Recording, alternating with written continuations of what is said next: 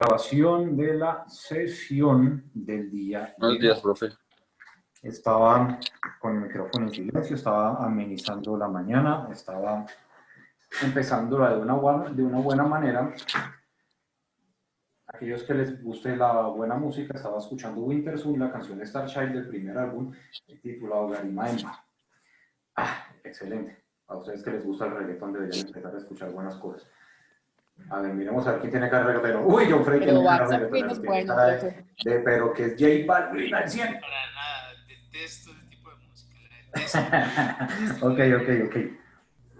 No, mentiras, el reggaetón es respetable como cualquier otro estilo de música. Pues toca respetarlo, pero la verdad no la... Sí, que no le guste a uno es otra cosa, pero es igual de respetable. Venga, voy a empezar la sesión de hoy.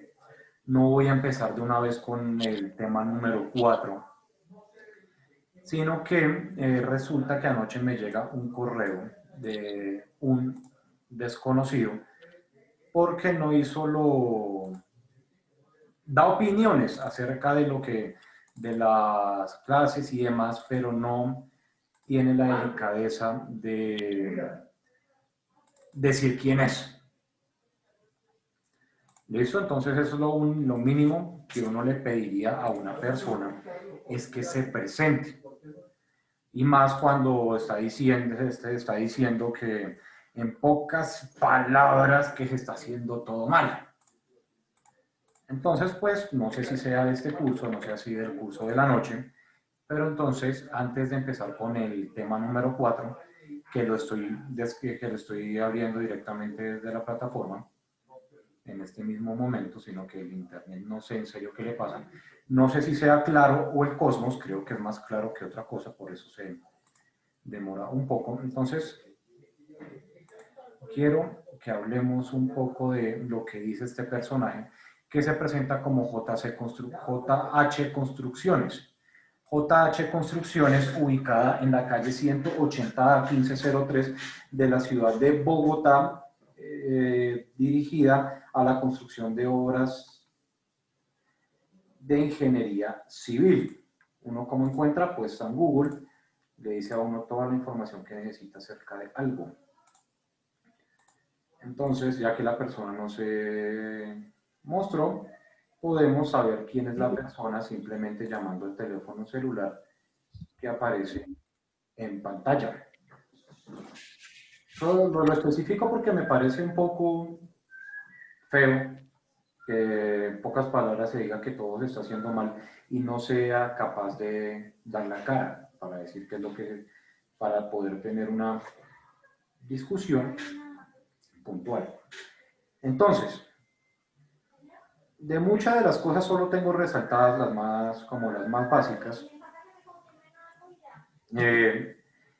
Quiero saber para ustedes, porque es que el personaje identificado como JH Construcciones, por el correo, no por el nombre que pone, dice que tratara de llevarnos a un nivel de entendimiento de los conceptos básicos de la arquitectura.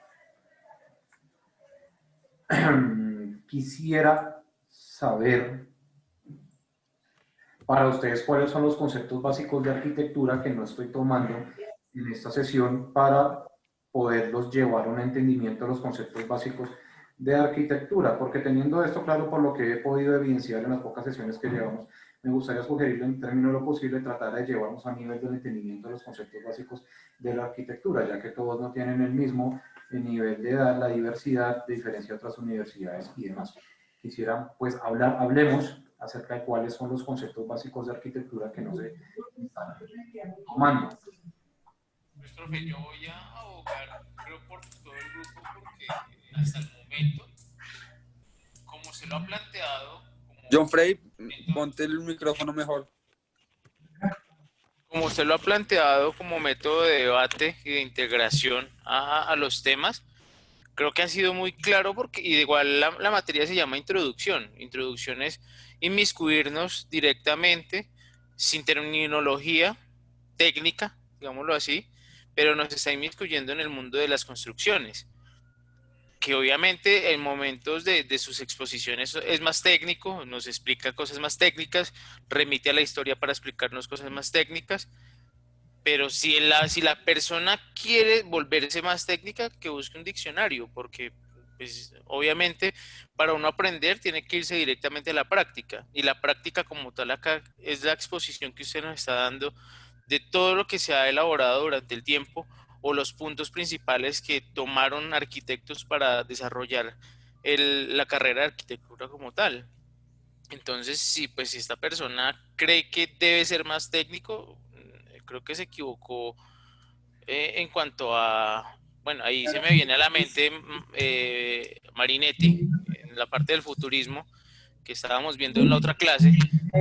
Si se va a ir tan técnico con las cosas que él cree que tiene que irse con técnica, ahí sí ya se embarró, porque igual todo es un proceso y la carrera es un proceso. En este momento, los que no sabemos nada de arquitectura nos estamos metiendo en el cuento de cierta manera imaginario porque pues, nos remitimos a investigar, nos remitimos a mirar lo que son los arquitectos modernos o los antiguos arquitectos, sus teorías, su punto de vista, el punto de vista de Fernando, de Bayer, de Jenny, de Juliana, son puntos de vista que tenemos todos porque ninguno tiene la certeza de qué es arquitectura. Hasta ahorita es que estamos aprendiendo y nos estamos dando cuenta qué es la arquitectura. Me imagino que muchos de los que han desertado, no puedo abogar por eso, pero muchos de los que han desertado posiblemente no se dieron a la idea de este tipo de aprendizaje o realmente fue algo ajeno y por eso se salieron, pero pues prácticamente sí estamos abogando la terminología desde qué es lo básico de una arquitectura. No, y pues qué pena interrumpir, pero la verdad, si tienen algunas dudas, muy claramente, siempre al finalizar la sesión, el profesor dice, ¿tienen alguna duda? Porque no en ese momento hablan ni dan su opinión, pienso yo. O sea, si tienen dudas y van a decir que es que no, que es que el profesor no explica, entonces, pues díganlo en la clase, venga, tengo dudas, no sé. Es que abro este debate pues porque a mí me gusta escuchar a todo el mundo.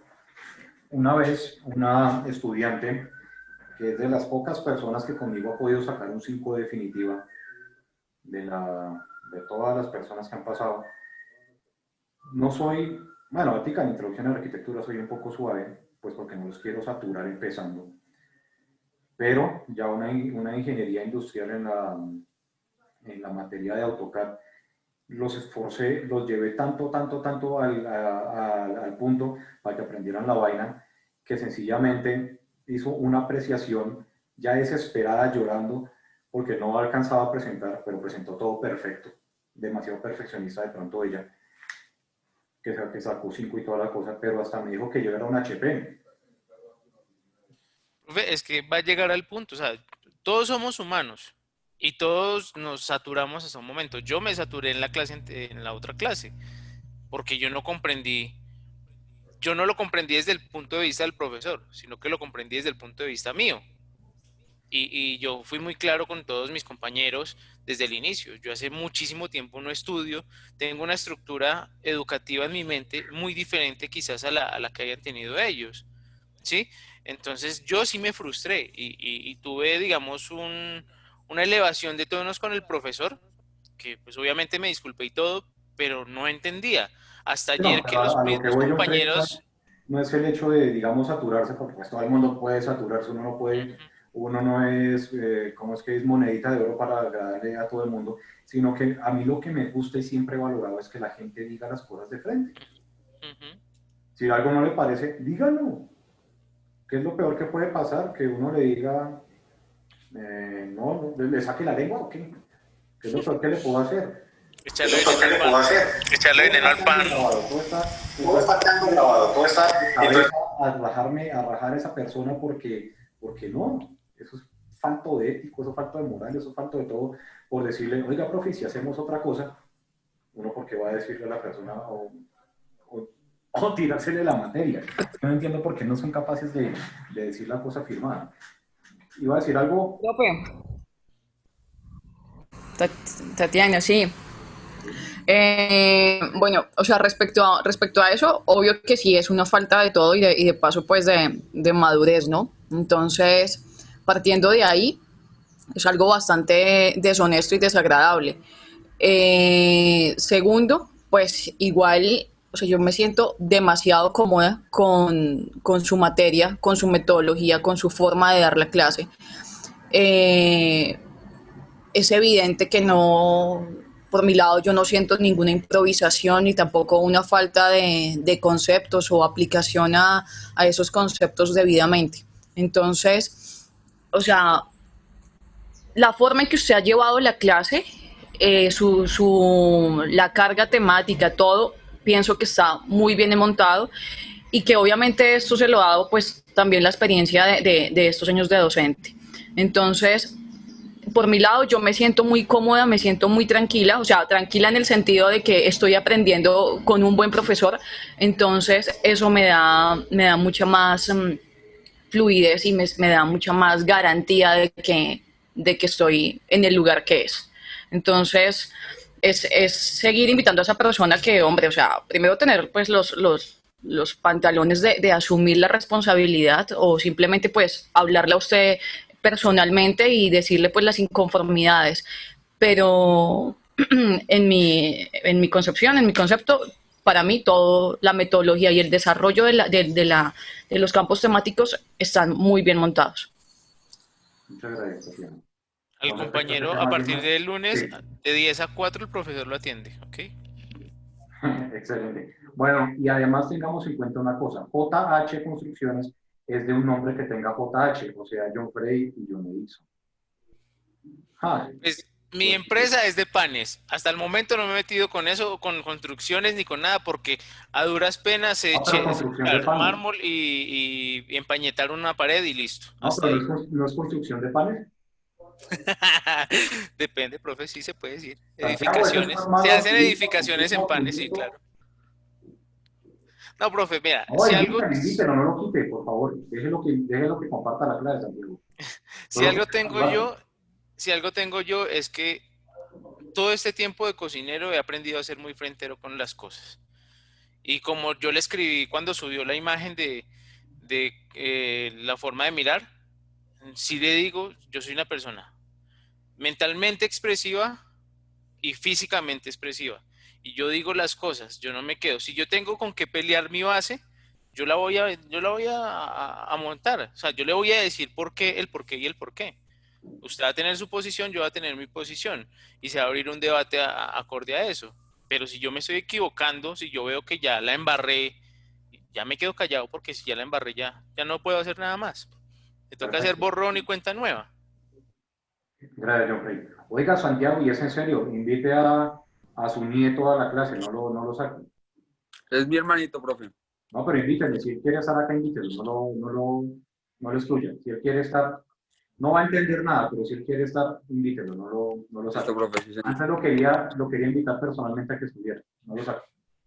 Ok, profe. Bueno, venga, hay otra situación que de todas las cosas que hay acá que de todas maneras quiero dejar claro. El personaje dice que intente que las sesiones que nos restan del curso sean lo más aprovechables posibles. ¿Qué cualidades debe tener un buen arquitecto? Eso creo que lo vengo diciendo desde la primera sesión. Creo que lo vengo diciendo desde la primera sesión. ¿Cuáles son los alcances que debe tener un arquitecto? Igual lo vengo diciendo desde la sesión.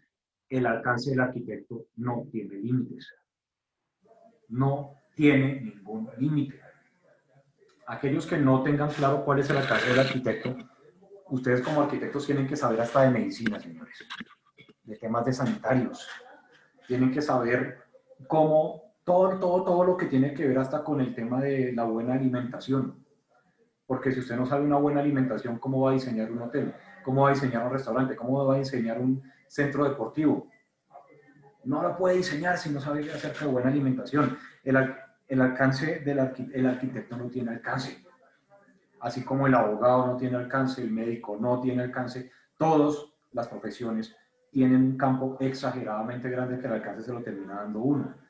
Y venir a decir, como lo dice, cuál es ¿Qué materias debe dominar el arquitecto? No le puedo decir que tiene que dominar uno, porque si usted quiere ser un abogado, un arquitecto que se quiere ir dentro de la parte legal, ¿cómo le voy a decir que tiene que irse por la parte del diseño o de la construcción?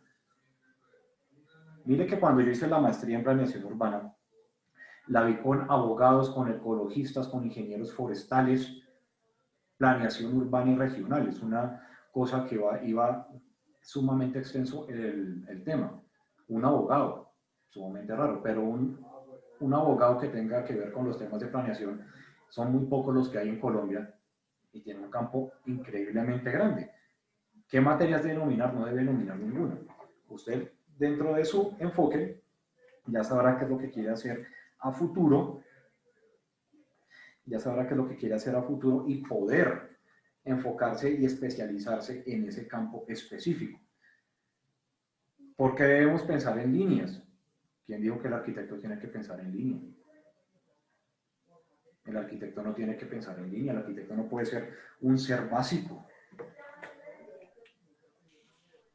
Profe, también pensémoslo desde otra perspectiva. Quizás el man sepa tanto de arquitectura, porque se mueve en el mundo de la arquitectura, que ya no quiere ver lo básico, sino que quiere meterse en materia. Entonces entraría en un segundo o tercer periodo, donde ya las materias son más gruesas al contenido que él estaría buscando.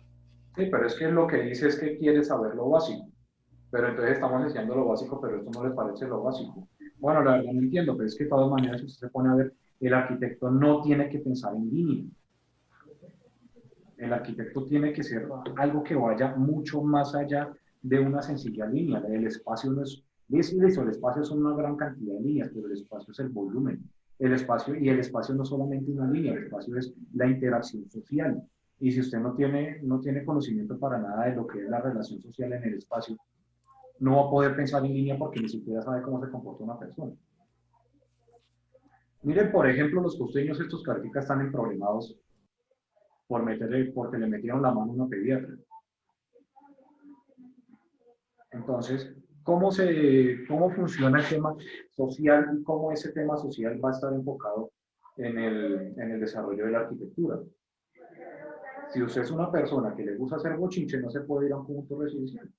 A propiedad horizontal no se puede ir. Entonces, todo esto va a ir desarrollado a enfoques personales, a enfoques sociales. Y ni siquiera las ciudades universitarias tienen vía libre para hacer el ruido y para hacer la guacherna total que usted quiera, siendo que son universitarios, personas que piensan mucho en estar disfrutando, en fiesta, en alcohol y en todo ese tipo de cosas. Ni siquiera está diseñado para eso, sino para que haya todo un concepto de educación.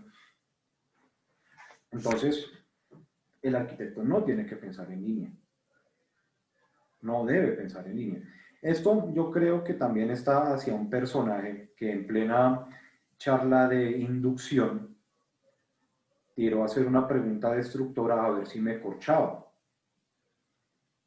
Que esa pregunta destructora a ver si me corchaba me hizo hablar como una hora acerca del tema.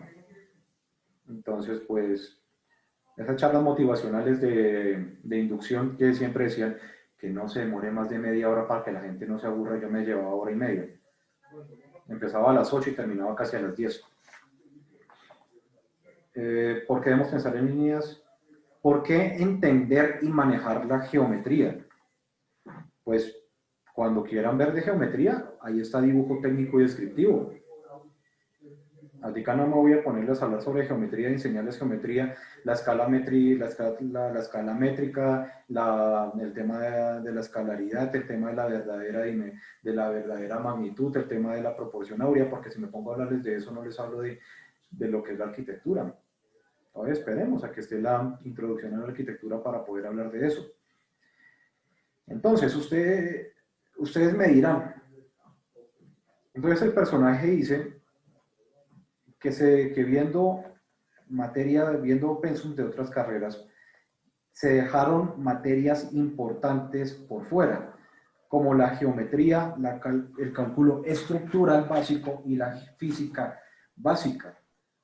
Oiga, si a mí en una facultad de arquitectura me ponen física, a esa facultad yo no entro. No. Es que yo creo que el man está visionando eso más como una ingeniería, porque, Sí. o sea, tirarse, o sea, de que sí obviamente nos tocaría verlo, bien sea estructural o conceptual, o sea, no profundo, es lógico que tenemos que, y no, y es lógica que tenemos que saber de física. O sea, es lógica, es solo ponerle lógica a algo. Si tú vas a hacer una estructura grande, alta, pues lo más lógico es que le pongas mente y sepas que la física va a incidir ahí. Hasta la Bueno, química va a incidir ahí. pero de Entonces, todas maneras, Freddy, por si el personaje está acá presente, quiero dejarle las cosas claras. Diseño de estructuras 1, madera igual. Ahí van a tener su diseño de estructuras. No física, porque la física es algo sumamente complejo y es una carrera entera. Física, ahí la tienen.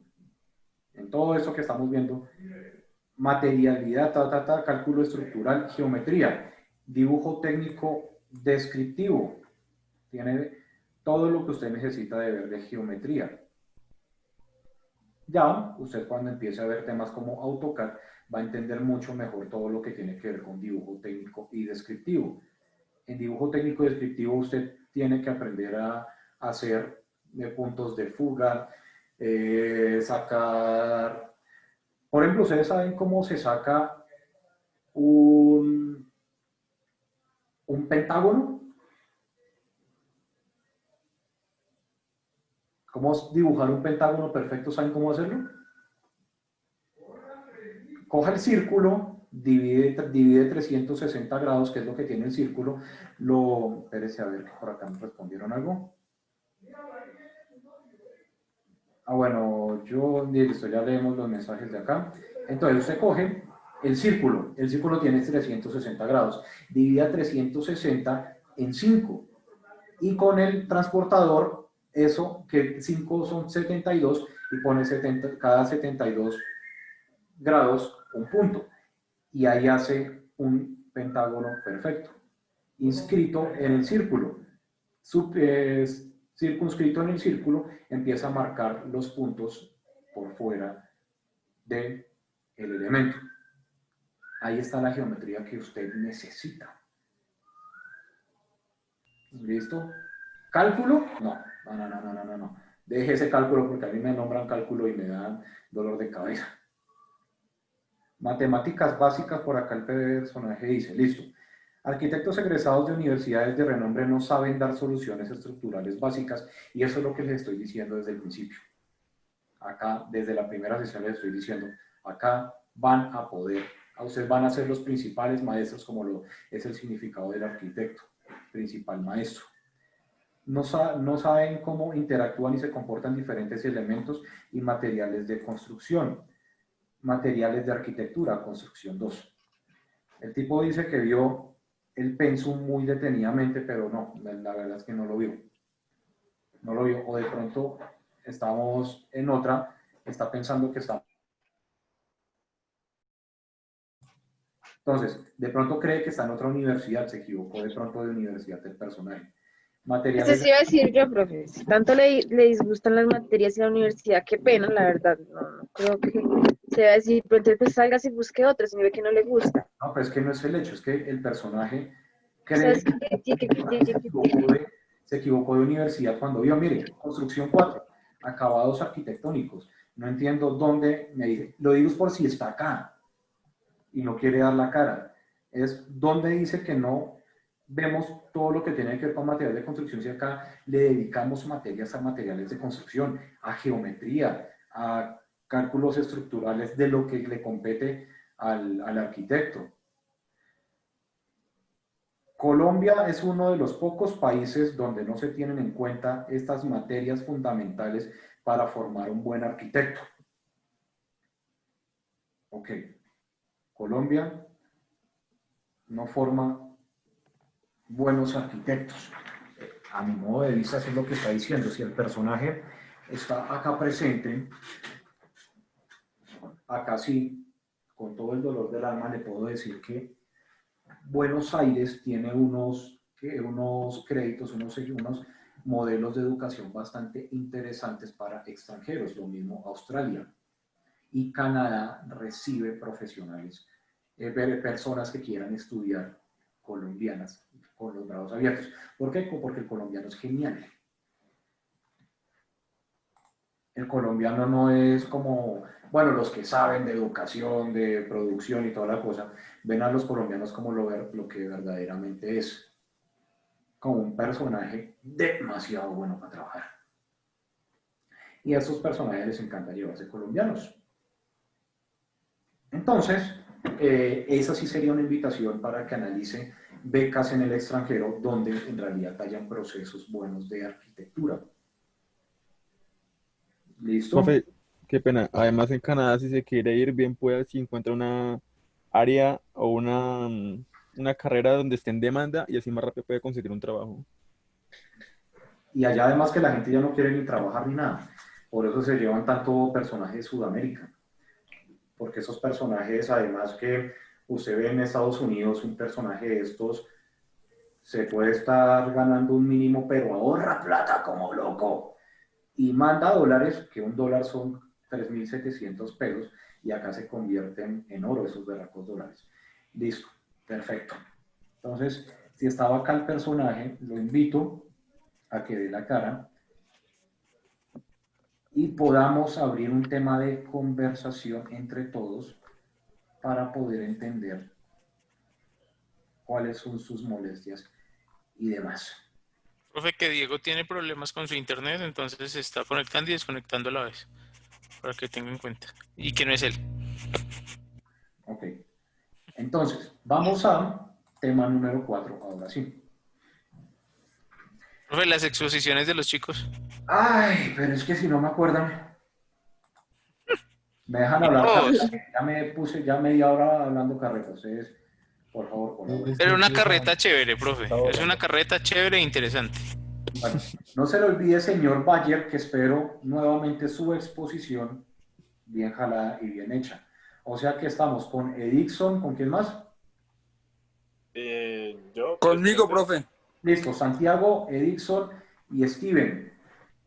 Así que Se me espero, borró y ya.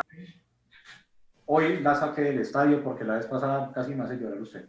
¿Listo? Ok, Sí, profe, tiene toda la razón. entonces hágale, hágale. Empecemos. ¿Quién va a empezar? Miren que en cualquier momento se me cae la señal, ahora apurémonos. No hay que tener. Empiezo, profe, ahí comparto pantalla. Ay, ¿no le he habilitado? No, no lo había Ujú. habilitado. Listo, ya, ahora sí. Bueno. Ahí ya se ve. Está acá.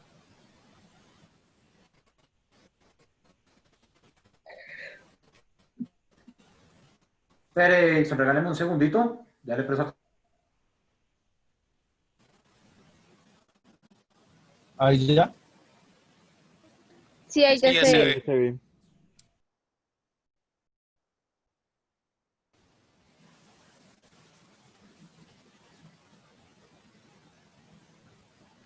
Listo, ahora sí, Dixon, lo escucho. Ya se me cayó el internet. Ay, madre. Bueno, me toca así porque si abro la pantalla esto se pone muy lento. Yo escogí, el arquitecto que escogí es Rogelio Salmona. Nació John, si quiere apague su video mientras el estoy poniendo 28 de para que abril no de se me sature la red. 1927 al 3 de octubre del 2007. Es un arquitecto franco-colombiano. Bueno, como saben, nació en París en 1927, madre francesa y padre español, y en 1931 esta familia decide venirse a establecer en Bogotá.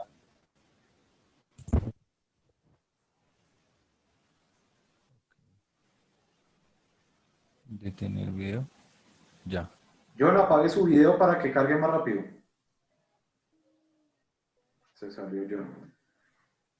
Bueno, ya volverá. Entonces, mientras arregla sus problemas de conexión, empecemos con Santiago o con Bayer, con alguno de ustedes. Sí, profe, a mí me gustaría empezar. Primero que todo, muy buenos días al profesor, a mis compañeros. Espero se encuentren muy bien. Les quiero exponer sobre el señor arquitecto Santiago Calatrava. Nació el 28 de julio de ¿Tiene presentación? 1951. Steven. Ya estoy tratando de conectarme. Está en el celular, ¿cierto? Sí, pero tengo el computador acá enfrente, entonces Bueno, me hágale, toca introducir. Bueno, mientras logra conectarse, váyanos hablando. Nació el 28 de julio de 1951, exactamente en Valencia, España, en un pueblito pequeño llamado Benimamet. Se dedicó a estudiar arquitectura, ingeniería, escultura, pintura y es considerado un dibujante compulsivo, ya que en su rato libre se dedica a dibujar y muy probablemente a la pintura. También de alguna manera le quedó tiempo para estudiar la cerámica. En su etapa de niño y adolescencia se dedicó a viajar a muchos lugares gracias a que sus padres y familiares se dedicaban al comercio de productos cítricos. Esto le permitió conocer países, culturas, idiomas, que fue lo que resaltó en su carrera y lo llevó a conocer a hacerse conocer en muchos lugares. 893, 43.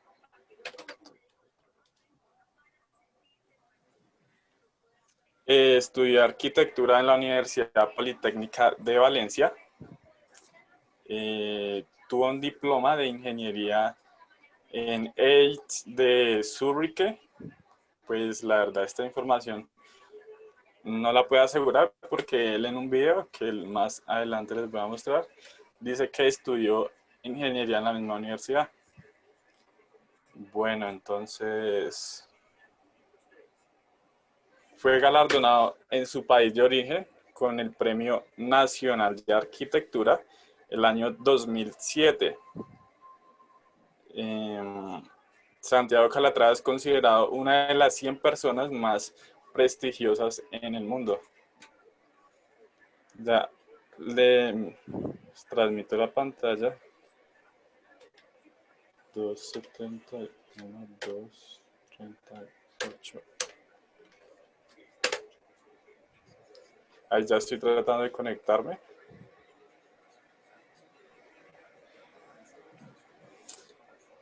Bueno, uno de sus grandes proyectos fue el auditorio de Tenerife, el cual inició, señor, Tenerife. Tenerife, el cual inició en el año 1997 y finalizó el año 2003.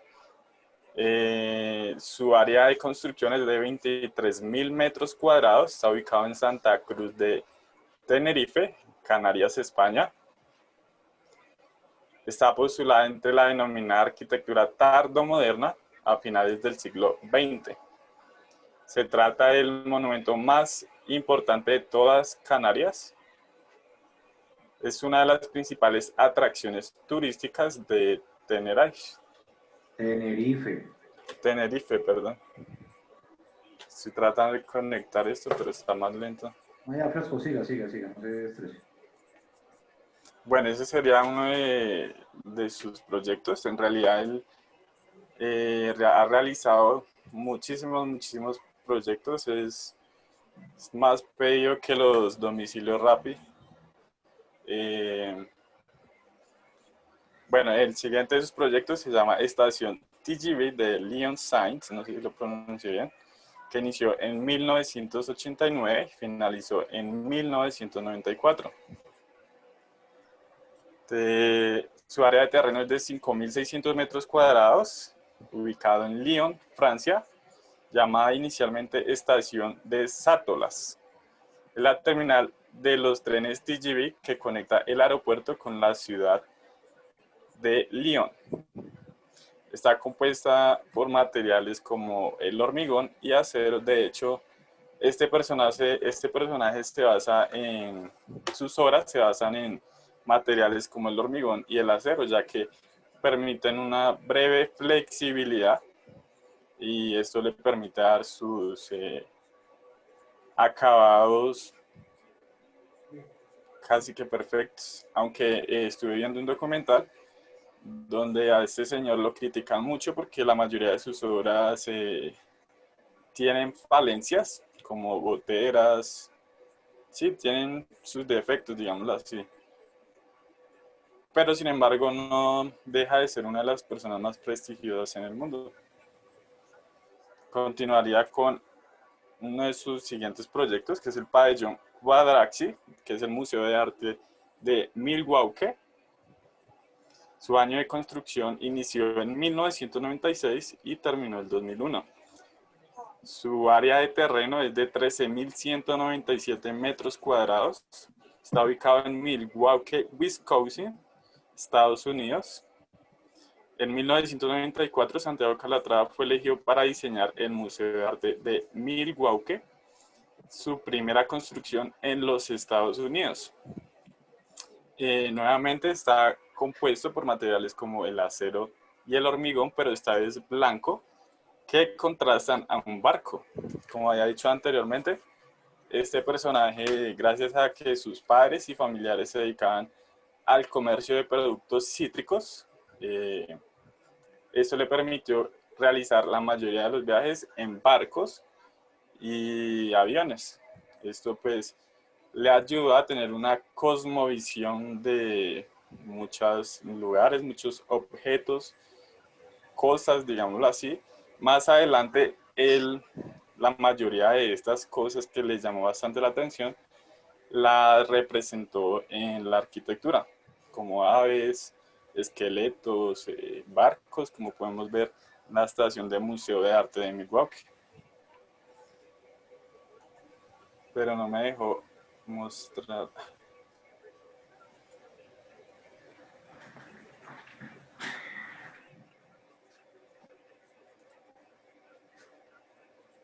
¿Qué más vamos a escuchar? Sí. Pues ya no pudo cargar pantalla y no se estrese. Ya lo que... Pues ya me está pidiendo el código de las reuniones, pero ya ver si 20. Entonces, más bien, su presentación, la presentación que haya hecho, envíenosla ahí al WhatsApp, al algún lado, al correo, cualquier cosa. Pues ya, y la estoy, podemos ver y ya no ahí estoy. tenemos tiempo haciendo eso. Ah, ya ahora sí se conectó. Ahí está, ¿sí?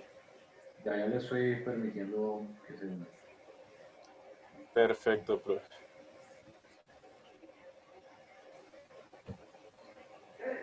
Territorio, comprobar, compartir pantalla.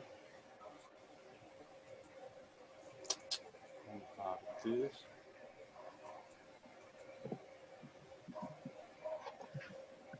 Ahí podemos ver, sí.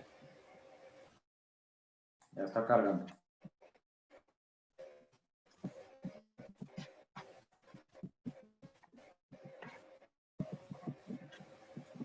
Santiago Calatrava. Sí, de hecho tengo, bueno, recopilé ciertos fragmentos de videos donde él habla y nos expone varios de sus proyectos. Inicialmente empezando con bocetos, como el proceso de bocetación. ¿Sí se está transmitiendo, profe? Sí, sí, sí. Hágale, pero estamos viendo en la pantalla donde dice Santiago Calatrava, 28 de julio del 51, biografía. Eso es lo que está... Una de sus frases muy conocidas es: no busco ser entendido, busco ser libre. De hecho, él también se dedica mucho a esto de escribir, no sé. Ya bajamos. Perfecto. Ah, no, está. Ah, sí.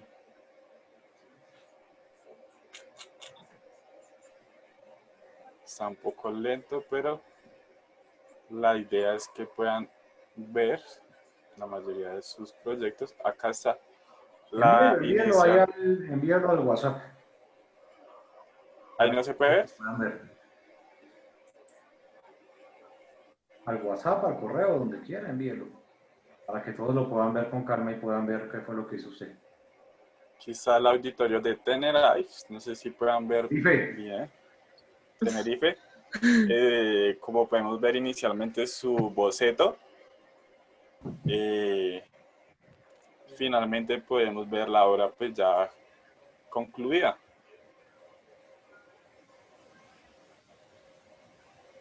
El siguiente proyecto era la estación de TGV que les había mencionado anteriormente. Es un modelo muy espectacular, de hecho pues a mí me gustó mucho. Podemos ver el proceso de bocetación que va basado en pequeños trazos y líneas onduladas, no sé si sería la palabra correcta. Boceto. Nuevamente las imágenes ya de la construcción concluida. Seguimos con el pabellón Cuadraxi.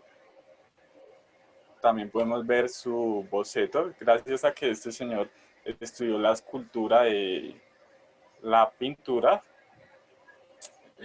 pues basa mucho sus proyectos en estos estudios prácticamente. Acá podemos ver su interior, que pues a mi criterio es espectacular.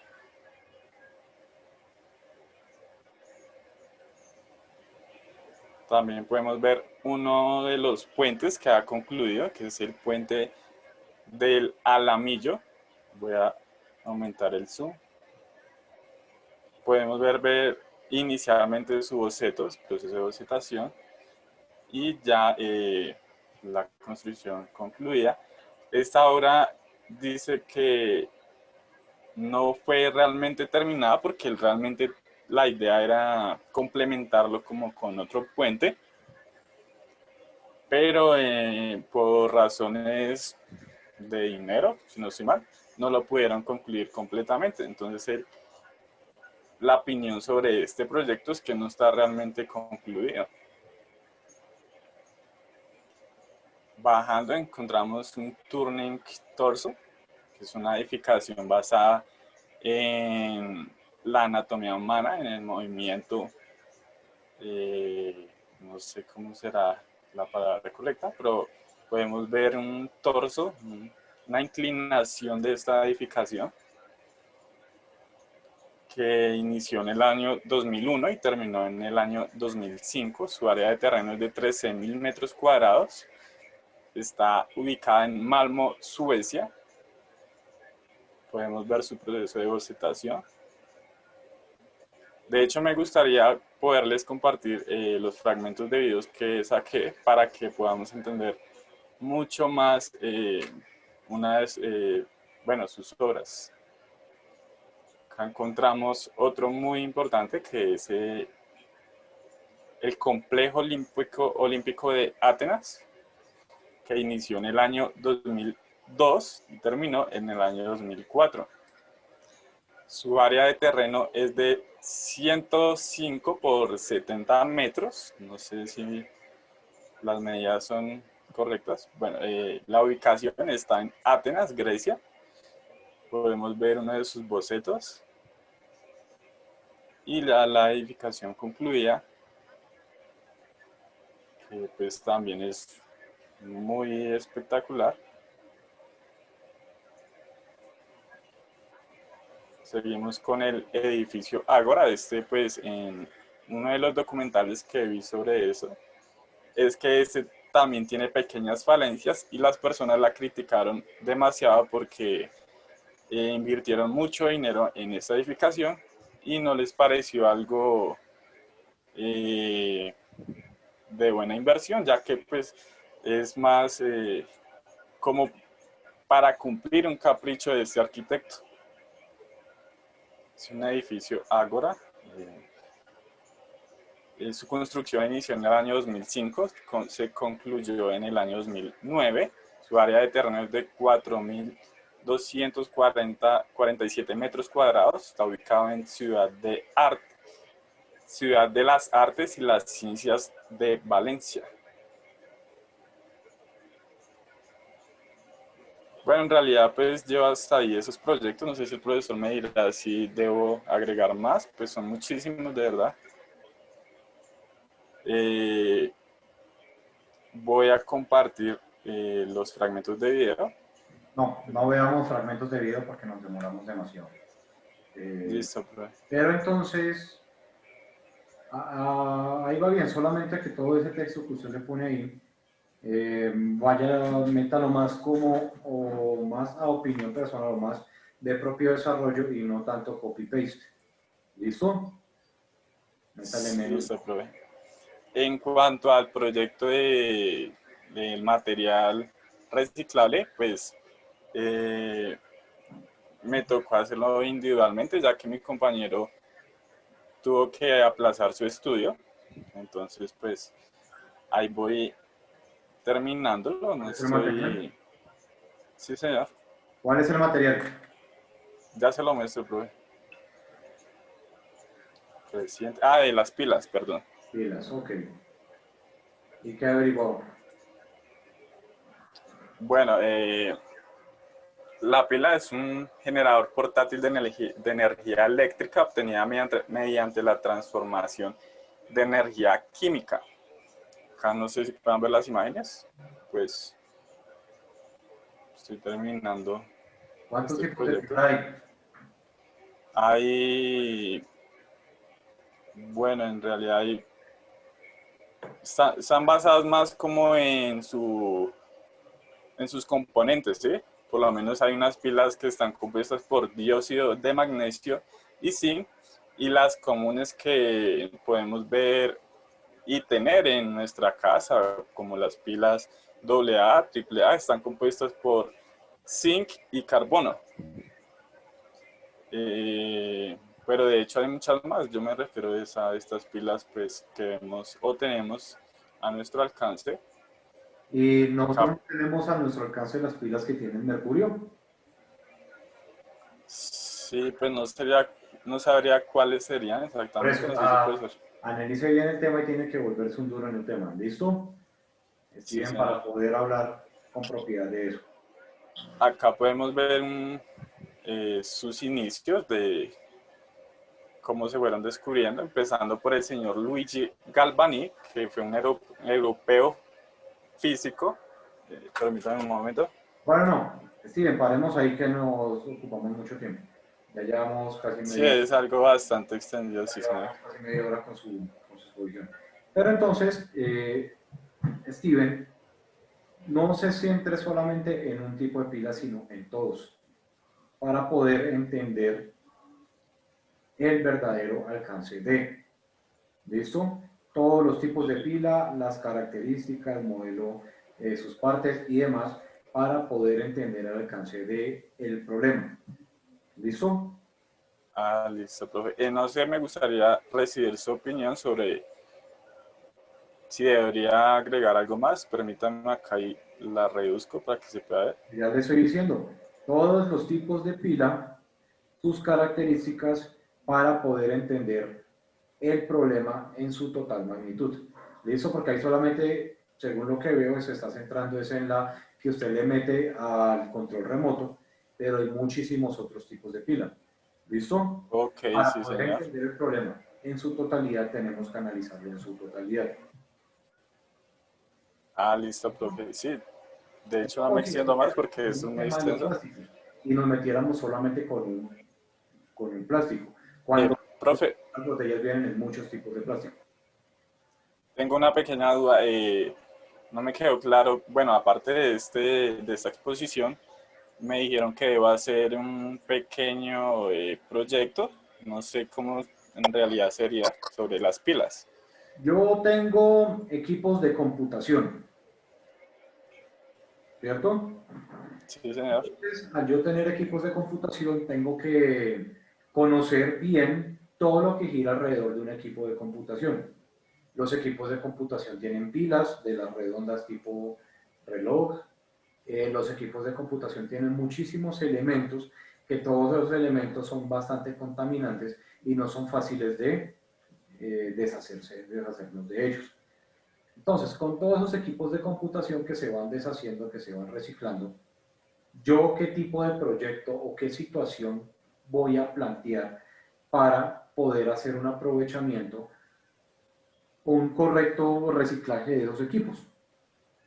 Yo partiría de enseñarle a la gente cómo se tiene que deshacer de esos elementos, porque entonces el personaje se le acaba se le dañó el celular y lo que hace es botarlo a la basura. Eso no se debe hacer. Hay contenedores que uno lleva y dispone su equipo electrónico. Entonces ya digamos que hice una correcta disposición de los equipos y le enseñé a la gente que tiene que darme esos equipos a mí porque yo le voy a dar un correcto uso. Entonces, con todas esas boards de todos los equipos, que una board tranquilamente puede tener 30 por 30 centímetros, yo me plantearía entonces poder hacer un tema de recubrimiento y revestimiento para edificaciones de bajo costo. Entonces, si me pongo a ver, puedo tener tranquilamente en el lapso de un año, tranquilamente podría tener una cantidad aproximada a 2.000 a 3.000 boards en mi poder. Entonces, con esas 3.000 boards puedo hacer una edificación que vaya más enfocada y ligada a un equipamiento temático acerca de la historia y desarrollos en la arquitectura de la computación y demás. Entonces, a punta de boards, a punta de carcasas, puedo hacer fachadas, puedo hacer tejados, puedo hacer divisiones de muros, puedo hacer muchas cosas. Y ya lo que estoy haciendo es un aprovechamiento total de esos elementos que se destruyen, que se botan a la basura, para poder hacer algo interesante. La board es un elemento que tranquilamente puede ser así, puede ser mucho más grande, dependiendo de los computadores más viejos. Y si le hago una unión bastante importante, interesante y correcta a esas cosas, puedo hacer muros para vivienda, para personas que necesiten un techo. En sí debo, a partir de las pilas, realizar una obra arquitectónica o algo así, más o menos, Y ¿sí? si usted encuentra que no puede hacer arquitectura, sino una concientización bien pesada a la sociedad acerca de eso, eso también es arquitectura, porque está enfocando a la gente en hacer algo. Correcto, sí, señor. ¿Listo? Entonces la pila no es como, ya pregunta, perdón. La pila no solamente usted se la lleva al estadio a tirársela a los de Nacional cuando hay Clásico Millonarios Nacional, sino que también se la puede utilizar para otras cosas mucho más interesantes. ¿Usted es el Millonarios, Steven? Sí, señor. ¡Ay, pues madre, le pega el perro! ¿Le ha tirado piedras a los de Nacional?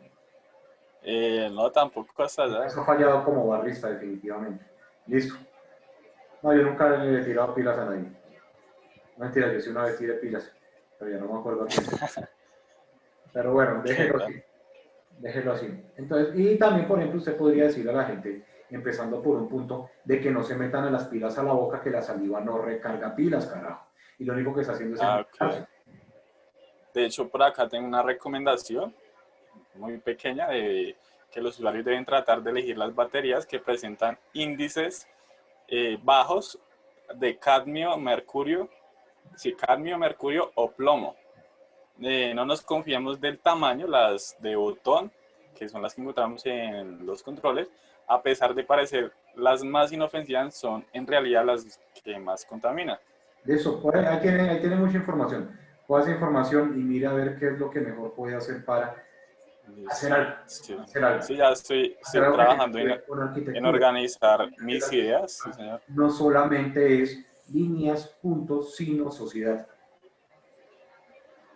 Sí, ¿Listo? claro, es incoherente. ¿Algo? No, señor, ya me quedó claro. Listo, vaya. Gracias. Iván. Muchas gracias, profe. ¿Y cómo con y gracias a mis compañeros por la atención y por la paciencia. Steven, chao. Deje que nos hemos alargado mucho con usted. Ya llevamos como 35 minutos con usted. Vaya. Sino que vi a Fernando en posición de pregunta. ¿Iba a preguntar algo o continuamos? Continuemos, profe. Que ya, no más. Vaya. Profe, yo quería hacer una pequeña pregunta. Viendo la presentación de Steven, él muestra imágenes de bocetos. Resulta que en un documental que yo vi de arquitectura, un arquitecto decía que ese boceto que se presentaba como la idea inicial realmente se hacía después de que se construía la obra. Yo quería saber si eso es verdad.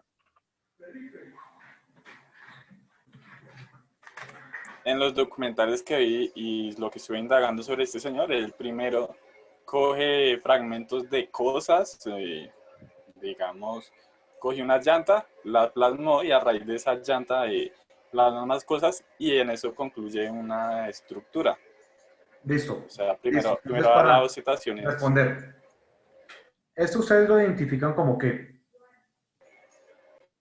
Un Un cubo. cubo. no, esos son paralelepípedo de base rectangular extruido, entonces no digan que es un cubo, porque eso no me quedó como un cubo. Si se pueden ver, esa vaina quedó más parecida a cualquier cosa con cubo. Pero bueno, es un cubo, perfecto. Del cubo empieza a partir la forma. Entonces yo al cubo le puedo hacer alguna extracción. Al cubo le hago alguna extracción y lo empiezo a convertir en arquitectura. ¿Cierto? Al cubo le hago una adición y lo convierto en arquitectura. Espacio, espacio, espacio.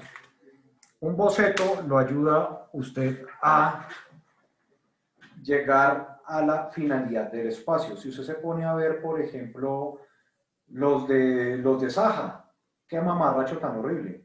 Los de Frank Lloyd Wright, qué mamarracho tan horrible. Eso puede ser un acercamiento al espacio o una manera bonita de venderlo. Que la manera bonita de venderlo también lo puede hacer más adelante. Eso también depende el personaje como lo quiera hacer. Un boceto hoy en día de Le Corbusier, de Frank Lloyd Wright o de la misma Zaha Hadid que murió hace 4 años, hoy en día esos bocetos eran pre-construcción, no post-construcción, y simplemente a la señora o a esos tipos se les ocurría hacer una cosa bien extraña y lo sacaban. Pero mira entonces Frank Gehry. Frank Gehry es un boceto de tipo simplemente una unión de líneas que no entiende nadie. El tipo sí las entendía y de ahí sacaba arquitectura. Pero muchos de esos personajes lo hacían, cogían una servilleta y se imaginaban cualquier cosa y de ahí partía su idea. El boceto puede ser posterior, puede ser anterior, puede ser como usted lo decida. Más adelante, de pronto, si usted se vuelve un arquitecto reconocido, su boceto va a costar demasiado. Imagínese, póngale un valor a un boceto de Le Corbusier. Son cosas que no tienen valor a estas alturas. Es como encontrar un mamarracho de Miguel Ángel. De hecho, qué pena, profe, me gustaría compartir algo. Este señor Santiago Calatrava cobró por un boceto y una maqueta como 15 millones de euros, más o menos. Y hay desocupados con toda la plata del mundo que se lo pagan. Entonces, Profe, yo tengo una pena. señor. Pues teniendo en cuenta la exposición de mi compañero, este señor Santiago Calatrava, tengo entendido que es ingeniero civil y arquitecto. Sí. Desde un principio tú nos dijiste que la arquitectura es mucho más completa como tal que o bueno, que un arquitecto podría hacerlo de un ingeniero civil. Y que un ingeniero civil... No lo dije, me malinterpretó. Es la característica cómo puede abordar las diferentes situaciones. El asunto es que el ingeniero civil siempre va a buscar por debajear al arquitecto. Y el arquitecto tiene un campo muchísimo más grande de lo que la gente cree. Sí, por lo que yo... El ingeniero es demasiado cuadriculado. El ingeniero es muy cuadriculado y el arquitecto ya piensa muchísimo más diferente. Valdría la pena tener las dos carreras en este caso. Pues claramente, obviamente, pues entre más estudio, mucho mejor, pero pues para mí es significativo el tema de que él primero estudió arquitectura y después tras unos años se decida a estudiar. Si se va a tirar por el tema de la construcción y demás, usted se va a ahorrar mucha plata haciéndolo. Porque usted va a hacer sus cálculos, usted va a hacer sus situaciones y demás, y además usted va a estar solucionando sus problemas en cuanto a estructura sin necesidad de estar llamando al ingeniero y que presente. Va a haber mucha más eficiencia, va a haber mucha más economía y va a usted poder volar como el señor Santiago Calatrava. Listo. Que lo hace Ok, profe, gracias. pata, creo yo, pero pues se puede hacer sin ningún problema. Listo. Seguimos, continuamos, paramos, ¿qué hacemos? Listo. Entonces, siguiente. Santiago o Edixon.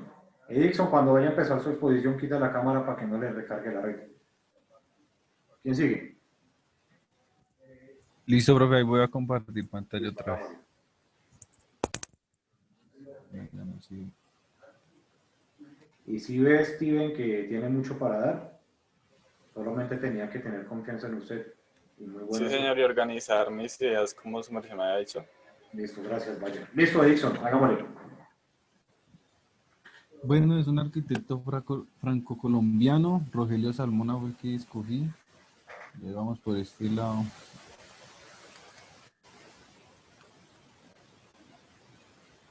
En 1953,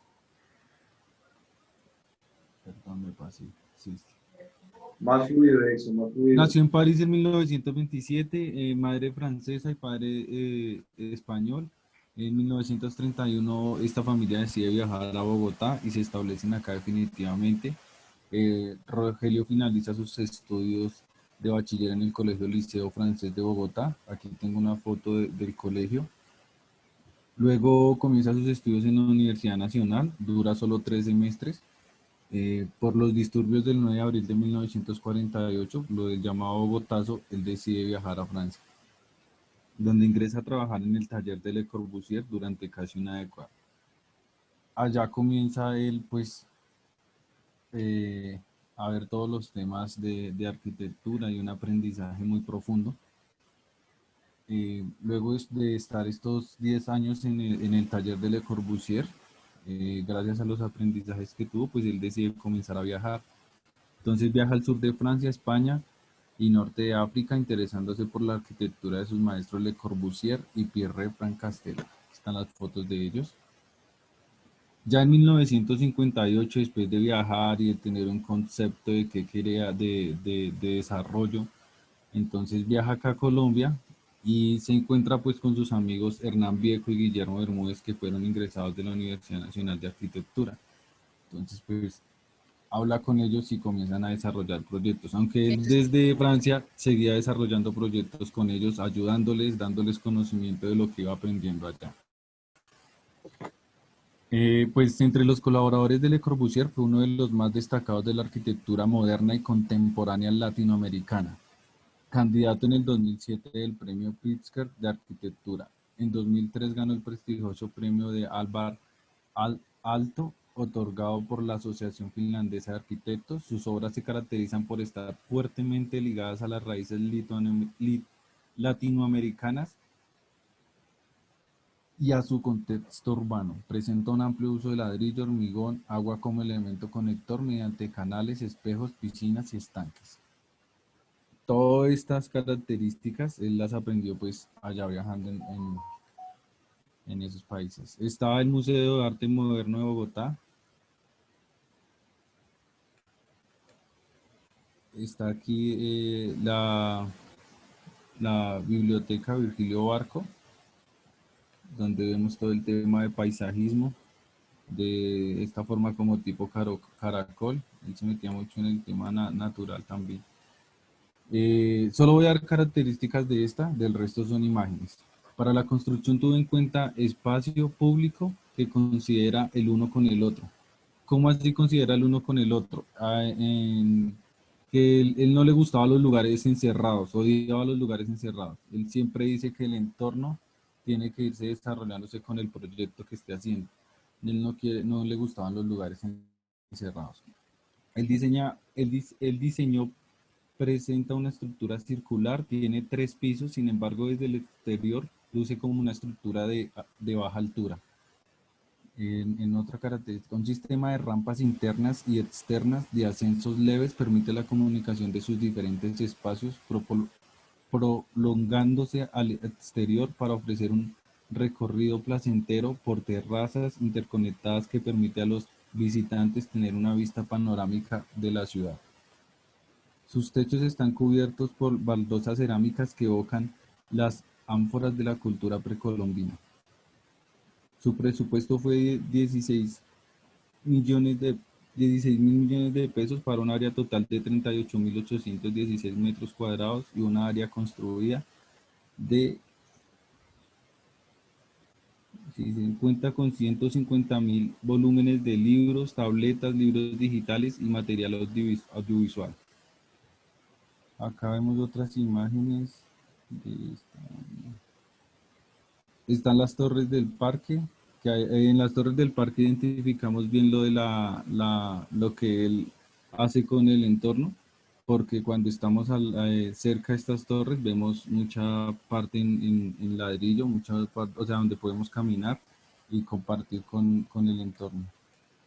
Está el eje ambiental de la Avenida Jiménez, está la Facultad de Ciencias Humanas de la Universidad Nacional y está el Centro Cultural de Gabriel García Márquez.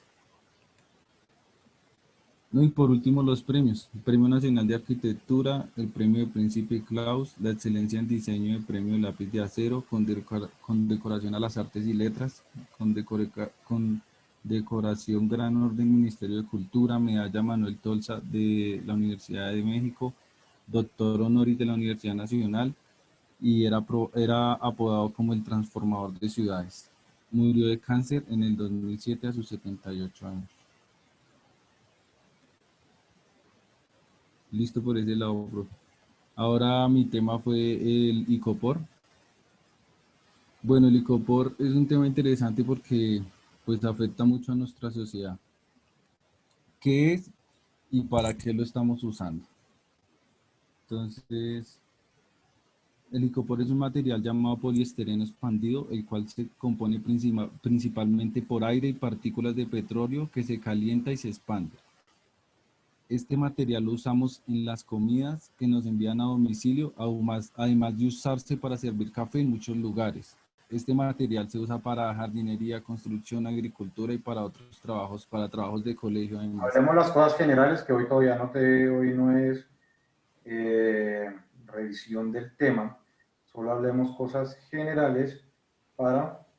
Bueno, entonces voy a proyectar unas imágenes como para que entiendan lo que nos está afectando el icopor. Listo. Digamos, en una playa lo que encontramos es, bueno, pues plásticos, pedazos de icopor por la comida, por el café, pañales, cigarrillos. Esta es una imagen que proyecta, digamos, toda la contaminación que está haciendo. Y aquí hay algo muy importante, digamos, la bolsa plástica de 10 a 20 años se descompone, la botella de plástico 500 años, el pitillo 500 años, el pañal 450 años, el icopor nunca, botellas de vidrio 4.000 años y colillas de cigarrillo 5.000 años. ¿Qué pasa? ¿4.000 o 5? 5 años, perdón. Y acá se muestra cómo los animales están confundiendo el icopor con comida. ¿Qué pasa? Como esto no se desintegra ni nada, es tóxico, pues se muere. Esto es lo que hacemos nosotros cuando vamos a un concierto, cuando vamos a un evento. No sabemos todo el daño que le estamos haciendo a nuestra sociedad, a nuestro mundo con esta vaina del icopor. Algunas empresas como Vía y Apple que usan para tapar rellenos en las carreteras, usan el icopor, y es una de las alternativas que usan para el uso del icopor.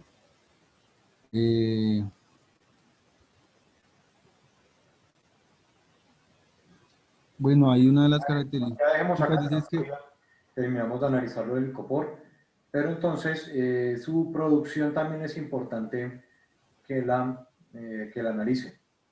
Listo, toda la producción y tener en cuenta, ya tiene todo lo que son la manera como se utiliza, váyase también con el tema de producción. Importante tener eso muy en cuenta. Partir de las bases para poder llegar a una correcta solución. Y también tenga en cuenta cuáles son los países que lo han estado prohibiendo en su totalidad y el proceso que está adelantando Colombia para también prohibir el uso del icopor, teniendo en cuenta que somos uno de los más productores a nivel mundial. ¿Listo? Bien, profe, gracias. Perfecto. Santiago, ¿era el que hacía falta? Profe, sí, señor, qué pena. Estaba acá en el cuarto. Ahora Unas está cositas. No, profe, es que están pintando, entonces me tocaba desbaratar todo. Listo, hágale, empiece con su exposición. Profe, yo escogí el mismo que mi compañero, no, el de Rogelio Salmona. Bueno, pero vaya a su exposición y vaya puntualmente a las razones que lo decidieron escoger y si tiene proyectos, explica algún proyecto que le haya parecido interesante. Ok, profe. Pues lo escogí pues porque ¿Es su yo exposición? entreno ¿Tiene exposición? Rogelio Salmona, profe. Exposición, ¿tiene presentación en PowerPoint, alguna cosa? Sí, señor. Pues que estoy en el celular, no sé si se pueda. Espera a ver. Se puede, pero me intenta cargar, si no entonces empieza a decirlo. No sé cómo se hace, profe. Pantalla. Bueno, listo, vamos rápido al grano, las razones por las que lo escogió. ¿Qué es lo que Pues más hacer? Y háblenos un rato de él. lo escogí pues porque yo entreno ciclismo, profe. Me la pasó a Virgilio Barco entrenando en el circuito. Entonces quería saber quién fue el que construyó la Virgilio Barco y cosas así. Entonces él nació el 28 de abril de 1927, como dijo el compañero, en París, Francia. Entonces, la biblioteca Virgilio Barco tiene un área de 36.812 metros. Su ubicación está en la avenida Carrera 60 y se inauguró el 21 de diciembre de 2021. Otra obra que vi, que fueron las más importantes, fue el edificio por grado de facultad, ¿sí? de las ciencias humanas. Está situado en la ciudad universitaria de la Universidad Nacional de Colombia. ¿Qué más? Rogelio Salmona desarrolló una obra en la cual la construcción del espacio colectivo ocupa un lugar central. ¿Sí? En su trabajo colaboró con otros arquitectos colombianos como Hernán Vieco y Guillermo Bermúdez. La preocupación de Rogelio Salmona era crear espacios públicos, democráticos, lúdicos, en los que la gente pueda reunirse y pueda compartir entre ellos. Y ya, profe, pues porque lo otro lo hizo mi compañero.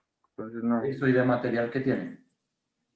De material, profe, pues lo estaba montando la semana pasada, pero pasó un problema con el otro computador, se me cayó. Entonces lo estaba montando acá y se me borró todo. ¿Qué material? Pero lo tengo me tocó sobre el icopor, profe, pero lo tengo acá en el cuaderno. No lo he montado todavía. Bueno, no, listo. Siga adelantando ya con respecto a lo que le di también a Dixon, toda la cosa. Adelante, que ya la otra semana ya empezamos a analizar eso. Ok, profe. Listo. Bien. Gracias. Entonces, nos vamos con lo pertinente. ¿Dónde tengo esto?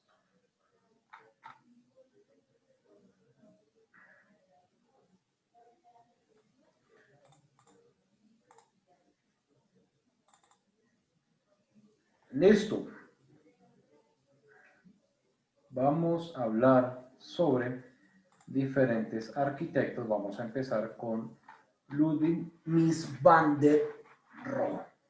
Bueno, ahí se me fue una G.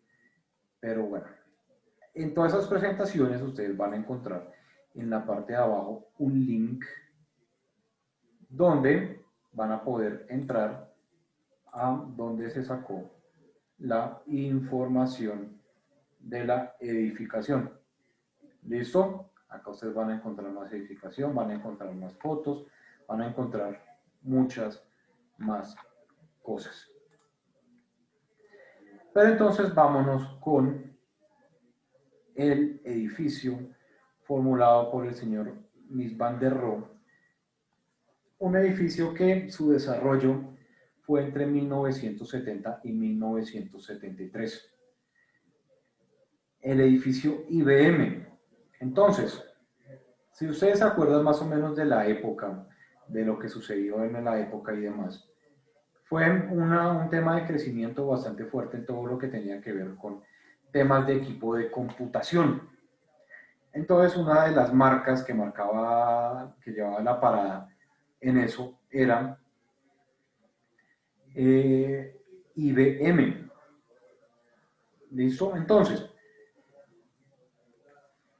la edificación es una edificación que consta como tal de un núcleo central, donde están todos los usos referentes al edificio, tales como bodegas, como baños, como ascensores, puntos fijos y demás, zonas de ductos de ventilación y todo. Y todo a su alrededor giran lo que son el espacio útil de la edificación.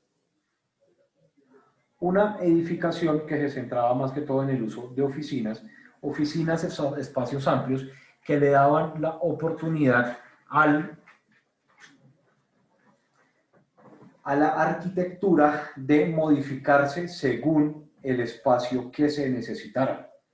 Si usted necesitaba espacios pequeños de oficina, este edificio se puede modificar para tener pequeños espacios de oficina, tanto así como para tener grandes plantas totalmente abiertas.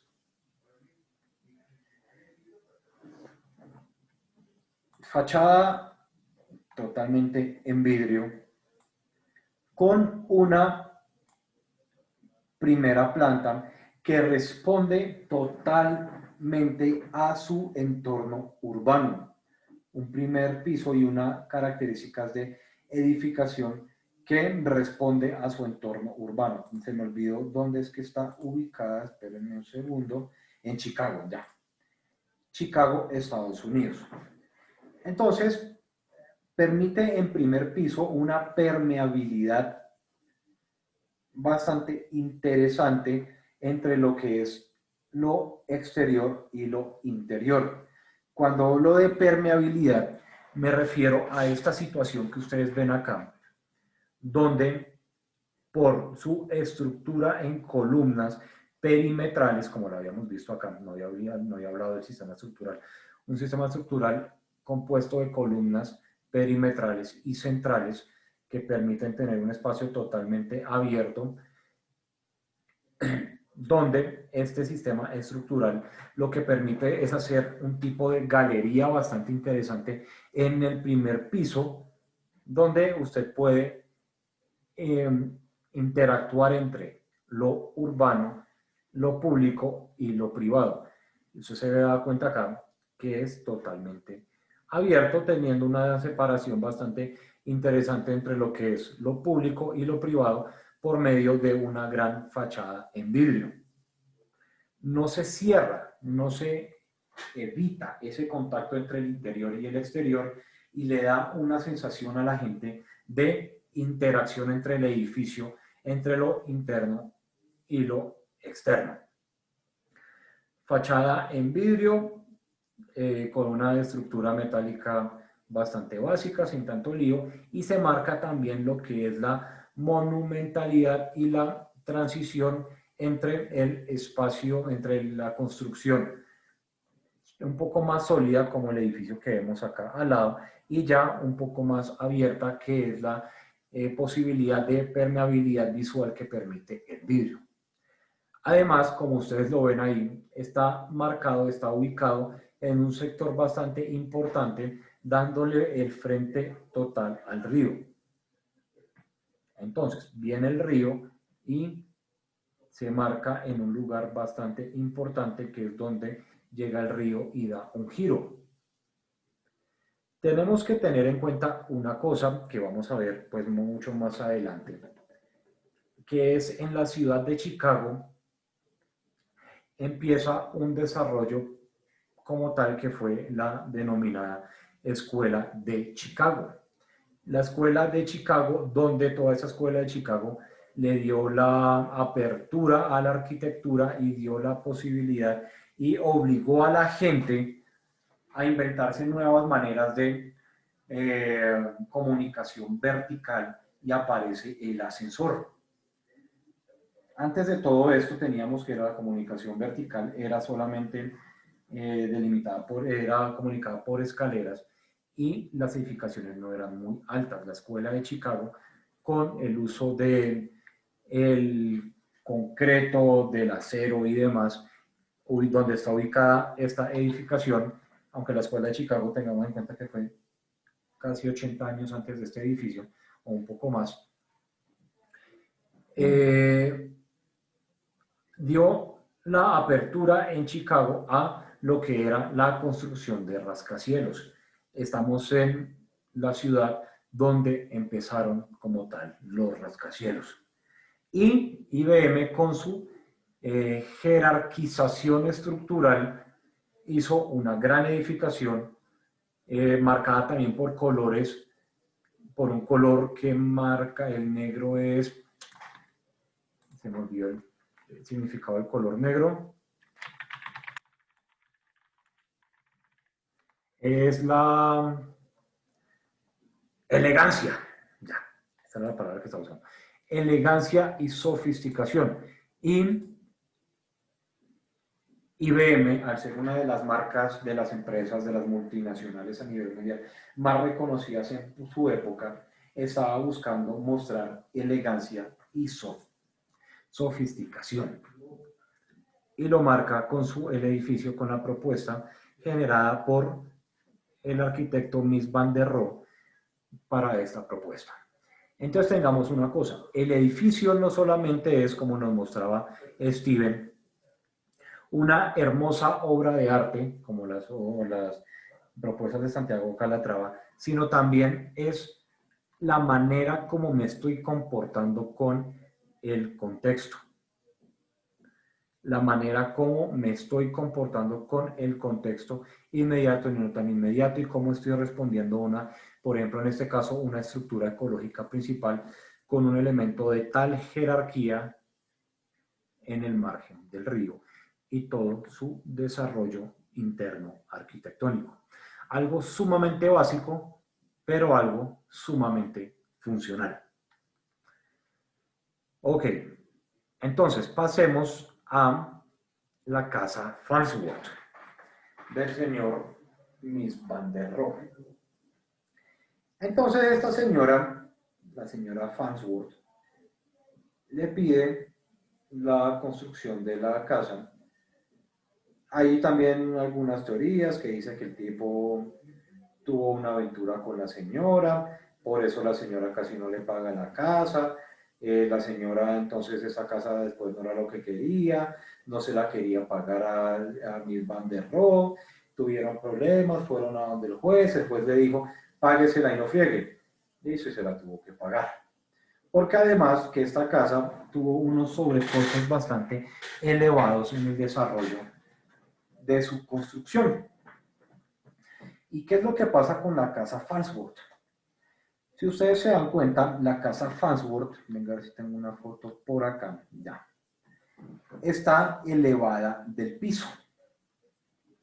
En la mitad del bosque, elevada del piso, por diferentes plataformas y pilares que la separan de una manera bastante interesante del piso. ¿Y por qué la está separando del piso? ¿Qué es lo que tiene que ver ahí? Si ustedes se dan cuenta, en la foto, en la segunda foto de esa diapositiva, está en un terreno totalmente inundado. ¿Qué significa? Que está teniendo en cuenta las situaciones generadas por la estructura ecológica en todo su contexto, donde por alguna situación, ya sea por precipitación atmosférica o porque era una zona de inundación el sector, es una zona que se inundaba y dependiendo la época del año, era una casa que se quedaba totalmente rodeada de agua, como si fuera un gran barco. Un gran barco que navega por un hermoso río.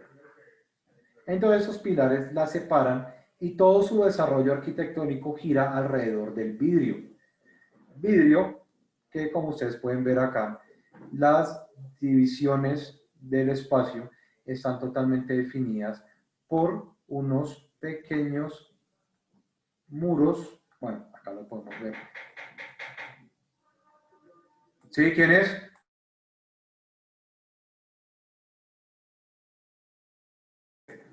Entonces, ustedes ven que esa arquitectura no es como tal el espacio totalmente separado, diferenciado, sino que sus divisiones arquitectónicas son bastante marcadas por unos pequeños muros.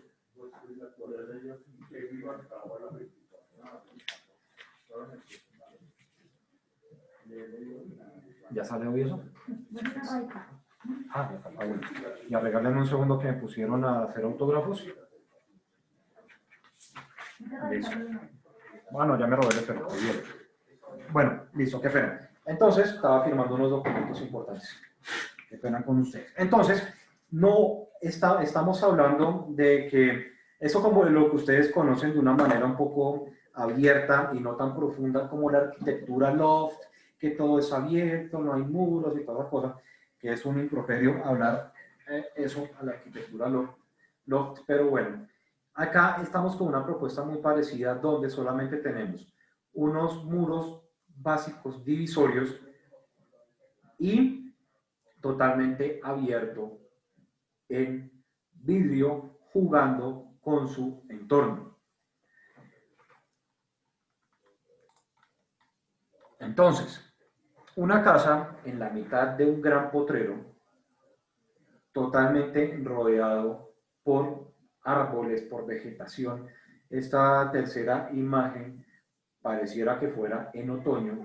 Miren lo bonito que se ve, cómo interactúa con su entorno. Entonces, si ustedes se pueden dar cuenta, muchas de las situaciones que hacía Miss tenían que ver mucho con el entorno y la naturaleza que lo rodeaba.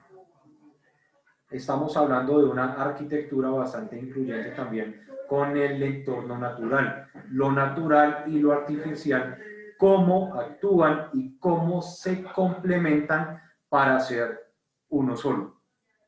Bastante importante estas interacciones, estas relaciones, porque como arquitectos no nos podemos olvidar que antes de nosotros venía algo, y ese algo tenemos que complementarlo, y más si nos metemos con esto de la teoría del color y demás. A ver si aparece el color verde, que me dice que el color verde es un color relajante, refrescante, que induce a quien lo contempla a sensaciones de serenidad y armonía. Como lo dicen por ahí, si ustedes se ponen a leer sobre teoría del color y demás, el verde es el color del corazón.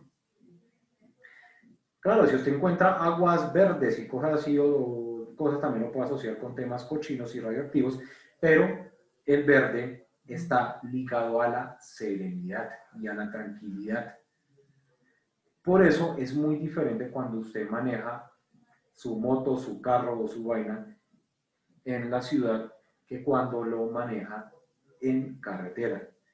Es mucho más tranquilo, es mucho más relajante, es totalmente diferente estar en un trancón en carretera a estar en un trancón en la ciudad. El aire puro y las relaciones como tal. Una vez estuvimos con mi familia en el Boquerón parados durante 3 horas, porque estaba pasando la Vuelta a Colombia por no sé en dónde, y cerraron el Boquerón y fue un trancón monumental. El Boquerón, no el Boquerón de la línea, sino el Boquerón de la vía a Girardot. Y con el río pasando al lado, la nariz del diablo por allá al fondo, y todo lleno de verde, se pasa totalmente diferente un trancón cuando está rodeado de verde a cuando está rodeado de contaminación y edificios. ¿Listo? Entonces es importante. Y acá el señor Mies van der Rohe hace una interacción, una relación bastante importante entre lo que es lo natural y lo construido. Lo mismo en el edificio IBM, donde le da total frente a ese elemento de la estructura ecológica principal de Chicago, que es el río que pasa por ahí.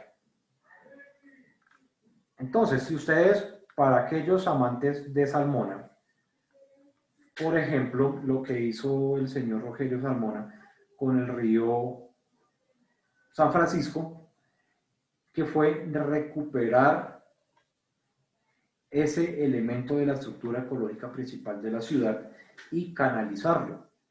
Que bueno, sí, se vuelve un meadero y un lugar donde se bañan los habitantes de la calle, pero miren que hasta está cumpliendo una función social con los habitantes de la calle, ayudándolos con sus temas de aseo. Veamos la parte positiva y no la parte negativa, como acostumbramos todo el tiempo.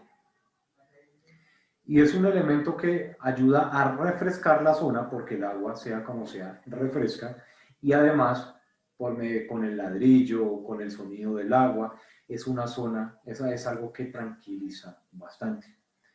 La unión con la estructura ecológica principal. Aunque de todas maneras pienso que fue el señor Salmona un poco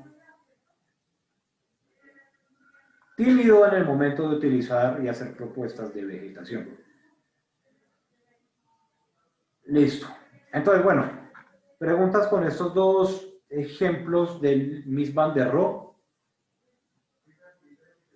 Preguntas, dudas, inquietudes, comentarios para terminar de consolidar el desarrollo. Profe, esto ¿En qué está hace... construida las bases? Perdóname. Las bases, si no estoy mal, son metálicas o concreto. Oiga, es una excelente pregunta, pero es que ya me corcho, ya no me acuerdo en qué estaba construida las bases. Carajo, la embarré. Entonces, planos, arquitectura, diseño, construcción, diseño estructural. Porque no me abrió ninguna información. Bueno, no me quiso abrir la información. Acá no me acuerdo, pero estaba completamente toda la información acá, no me acuerdo, pero acuérdeme mañana. Y mañana le tengo la información, mañana sí le doy la información completamente. Pero no me acuerdo si era metálico o era...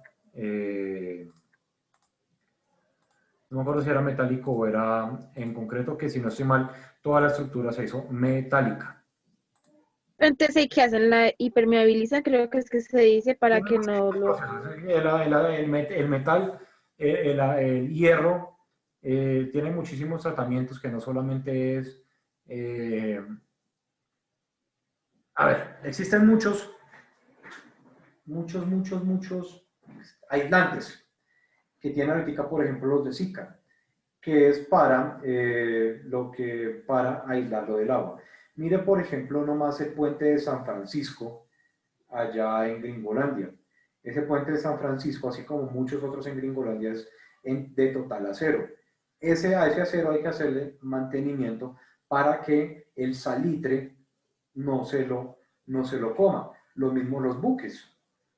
Los buques en acero y demás necesitan un constante recubrimiento y mantenimiento para que no suceda. Acá, por supuesto, estamos hablando de agua dulce, en el cual el agua dulce no tiene esa capacidad corrosiva que sí tiene el agua de mar por la sal. La sal es uno de los mayores oxidantes que tiene la naturaleza. Entonces, como tal, hacerle tratamientos al metal para que no se lo coma el agua, ya a estas alturas no es ni costoso ni difícil. Solamente, como a todo, hay que hacerle un correcto mantenimiento. Al concreto también hay que mantenerle la lupa, porque puede empezar a generar, puede tener poros por los que entra el agua hacer que el metal se oxide y este metal ya a lo largo de muchos años ya deje de funcionar y el concreto pierda sus características flexibles, de flexibilidad. ¿Listo? Pero no significa que por el agua tenga que ser concreto, tenga que ser otro material específico para que no se lo coma el óxido. El agua. ¿Listo? Listo, profe, gracias. ¿Alguna otra pregunta? ¿Steven tenía una pregunta? Sí, quería saber si esta casa la podíamos catalogar entre la arquitectura orgánica. ¿Y cuáles son los significados de la arquitectura orgánica? La que se une con el ambiente, así como podemos ver acá, que está conformada por árboles, por un medio ambiental, perdón. Miremos ejemplos de arquitectura orgánica para que se responda.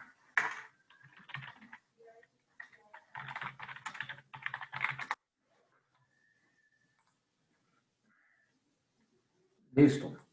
Entonces, arquitectura orgánica. Tenemos la Casa de la Cascada,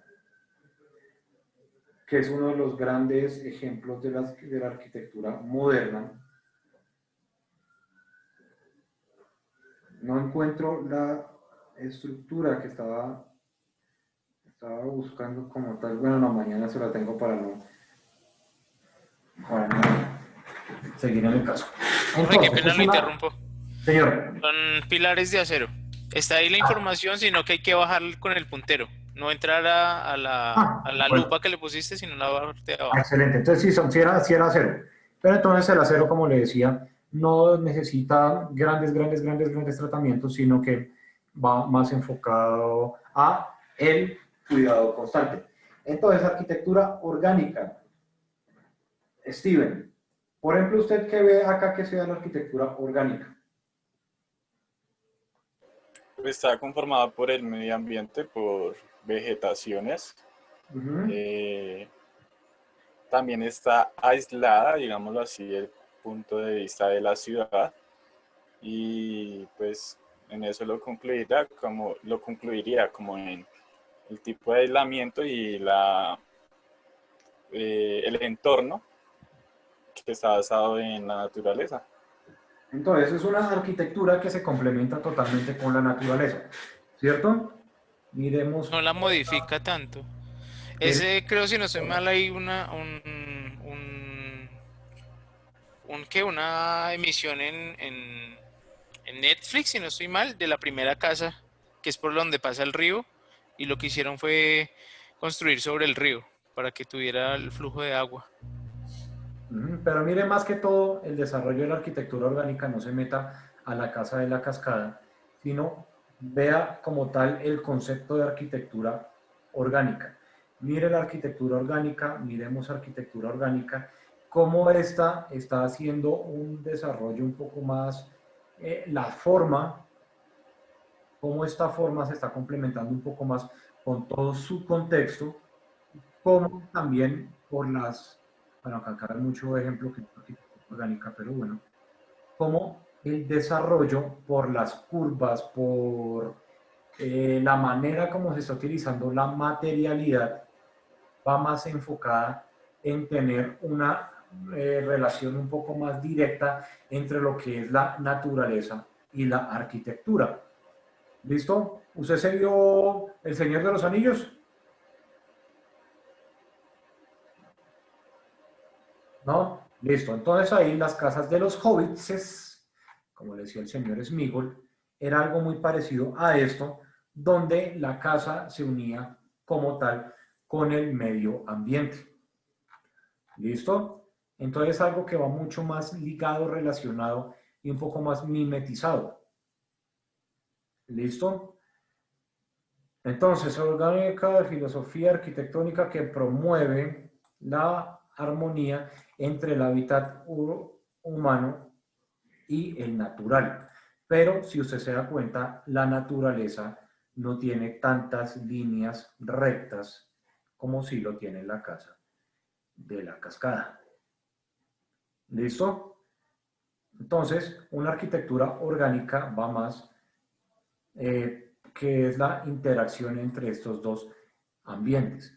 Esto, pues digamos que no tiene una tanta interacción entre los dos, entre las dos situaciones, porque también podríamos estar diciendo que el edificio de IBM entraría dentro de una arquitectura orgánica, más está totalmente desligado a esto. Que se tenga siempre que tener una interacción y una relación entre lo natural y lo artificial es otra cosa totalmente diferente a que todo aquello que va ligado con la arquitectura sea arquitectura orgánica. Si ya le hubiera metido un tema más parecido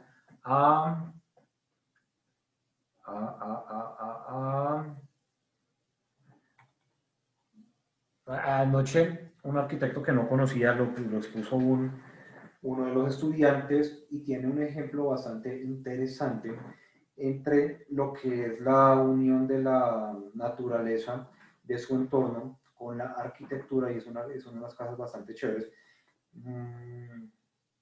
Esta noche busco bien el arquitecto para que lo tengan de referente y para que vea también cómo sería una interacción entre una arquitectura contemporánea postmoderna y la naturaleza, que no va tan enfocado y dirigido a lo que tiene que ver con arquitectura orgánica. Bueno, entonces nos quedan 10 minutos como para entrar a hablar de este personaje. Bueno, no vamos a hablar de Le Corbusier. Esa es la Ville Savoye, es uno de la arquitectura icónica que ahorita es prácticamente un museo. Mañana la vamos a hablar y la vamos a tener en cuenta porque ya nos queda muy poquitico tiempo como para hablar lo que toca, hablar de Le Corbusier. Entonces,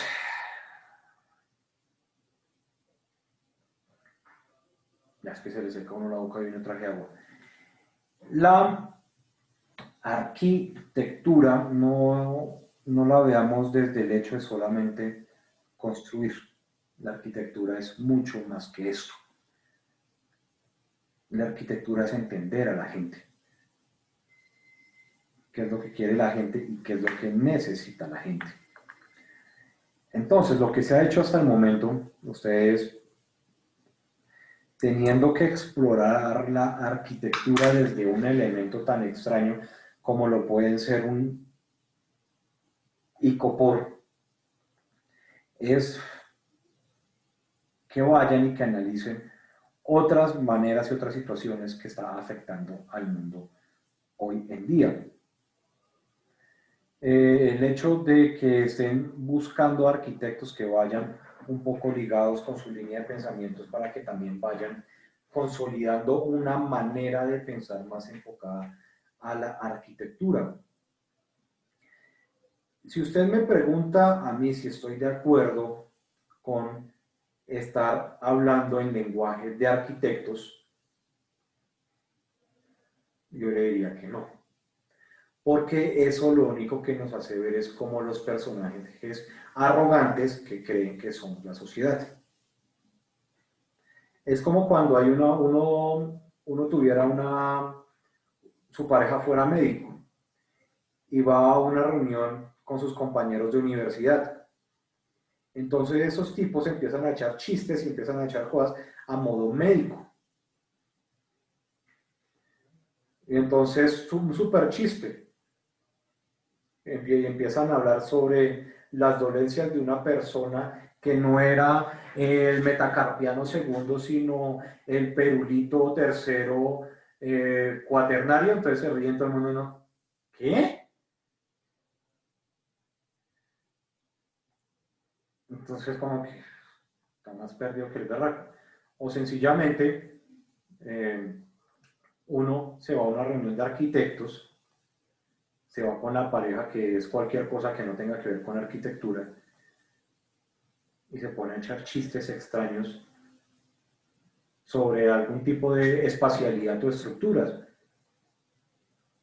No, es que esta señora me vino con que quería un espacio totalmente abierto y que no quería ninguna estructura cuando en realidad lo que necesitaba era un postensado. ¿Ah? ¿Qué? Eso es volverse arrogante y medio mamerto.